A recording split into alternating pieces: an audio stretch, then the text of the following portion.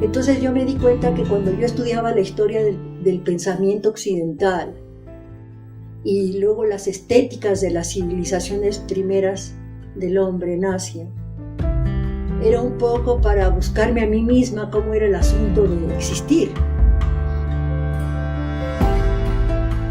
O sea, yo nací en México DF, mi papá y mi mamá eran mexicanos y toda mi familia. Todos son ancestralmente mexicanos. Y tenía la hermana mayor de mi papá, pintora Elena Huerta Musquiz, era concuñada de Siqueiros. Y cuando yo ya tenía 8 o 10 años, me llevaba a la casa de él y yo veía a mi tía pintando, pero a mí no me importaba la pintura, yo la veía, a mí me importaban los microscopios, porque resulta que todo lo que yo veía era mentira. Y entonces allí se inicia una relación mía con la mística y lo fantástico a través de mi abuela Elena, en el sentido de lo limitado de las formas. Entonces es mucho más la vida, es una transmutación continua, y entonces mi existencia es transmutación, mi pintura.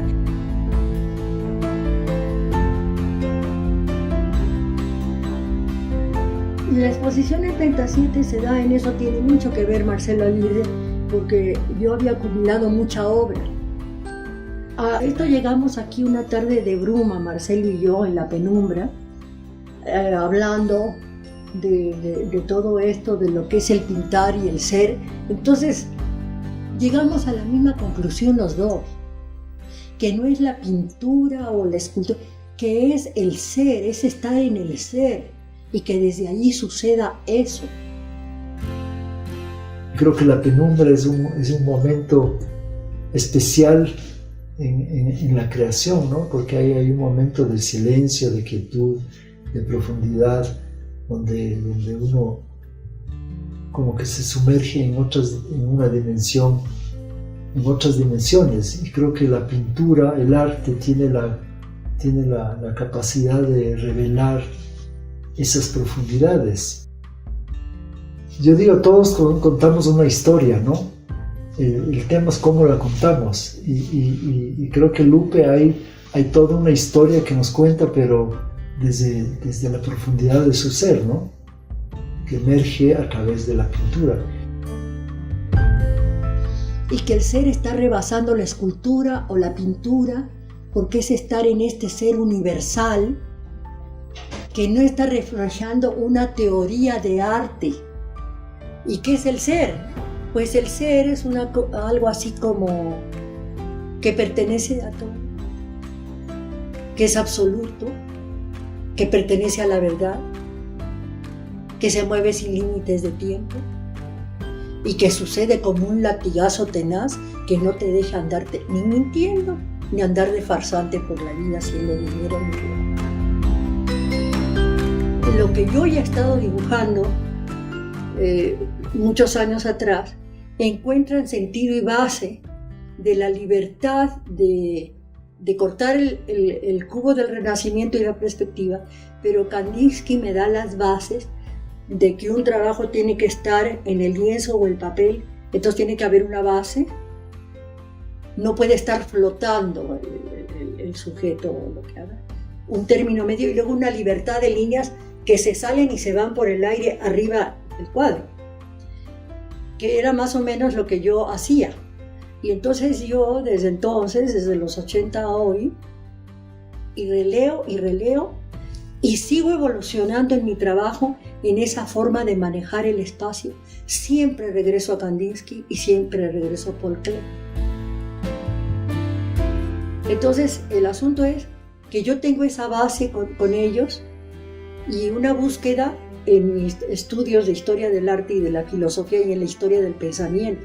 Entonces hay esa mezcla profunda de lo chino, de los verdes chinos, de los naranjas, de los gestos de los niños, de cómo acomodan los ropajes, y me encuentro con un señor que es japonés, que es Hokusai.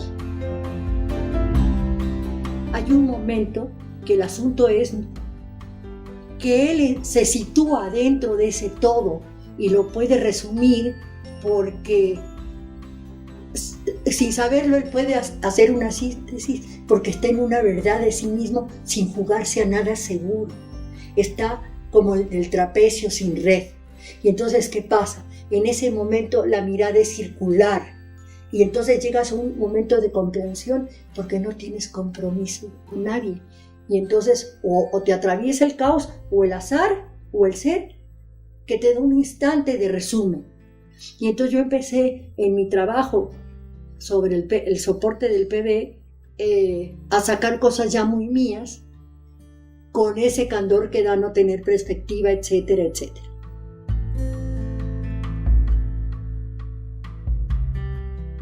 El PB mío con el que empiezo a trabajar es todos mis libros de filosofía y de historia del arte y de historia del pensamiento.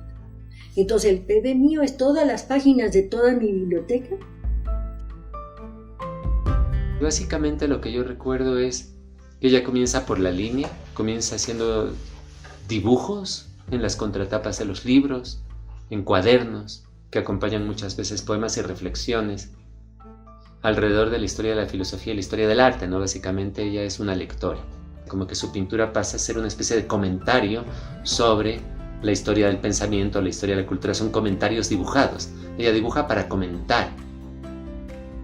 Nosotros vemos como, por ejemplo, de alguna manera comienza a integrar la línea al color, ya no la línea como el ámbito del color, como la línea que separa los territorios, sino que la línea ya comienza a invadir los territorios. Y eso va generando una experiencia estética mucho más compleja, que resulta como una especie de maduración de esa experiencia.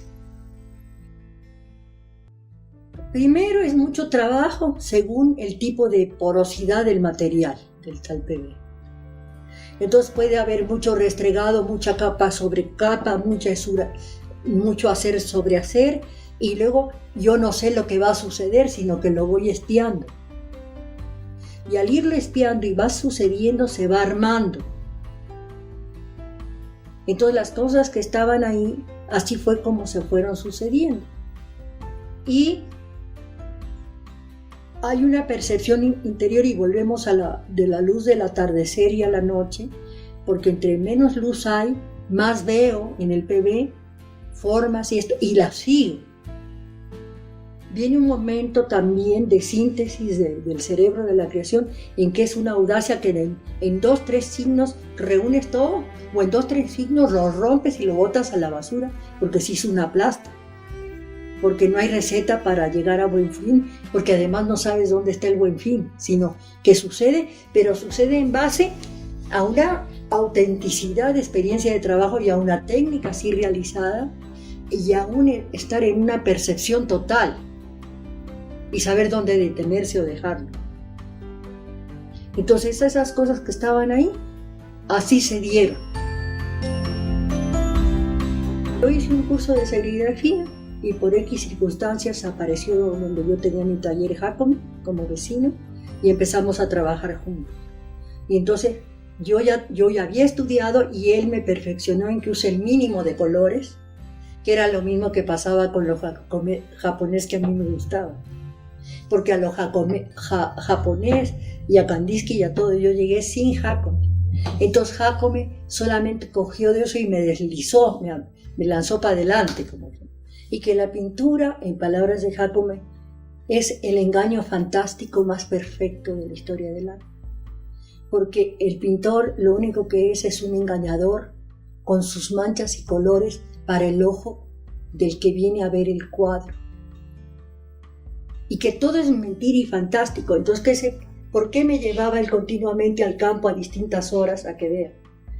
Porque de 6 de la tarde a 6:30, 7, o a las 12 del día, o de 6 de la mañana a 9, para que yo entendiera que la luz y las formas son las mismas y cambian totalmente, y que el mundo es fantástico, y que uno puede poner las manchas y lo que quiera donde quiera.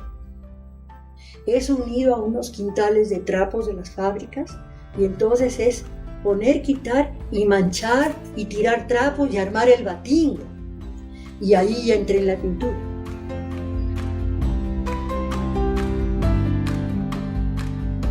Nunca hubo paso de una obra a otra, ni una conciencia absoluta, sino fue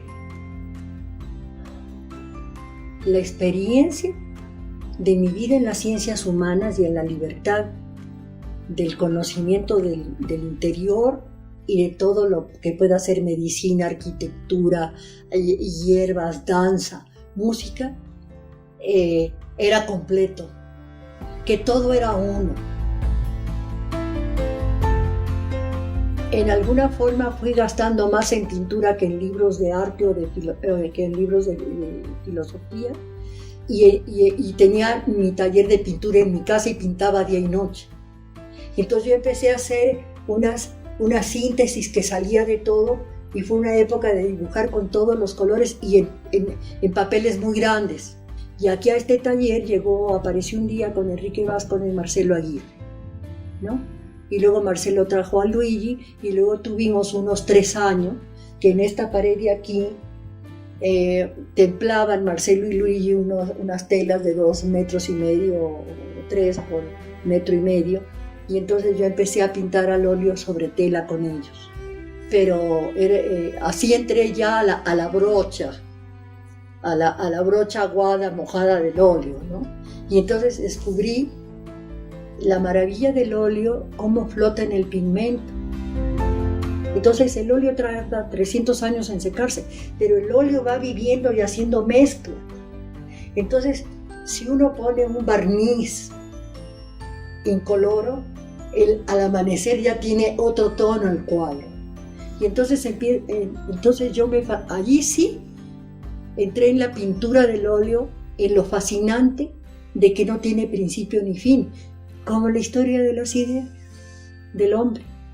Porque todo eso que brilla y se mezcla del óleo era el ser que se entrega a descubrirse, a experimentar y a mezclar con una pureza de genuinidad, donde no quiere ser nada, sino un descubridor, un escudriñador.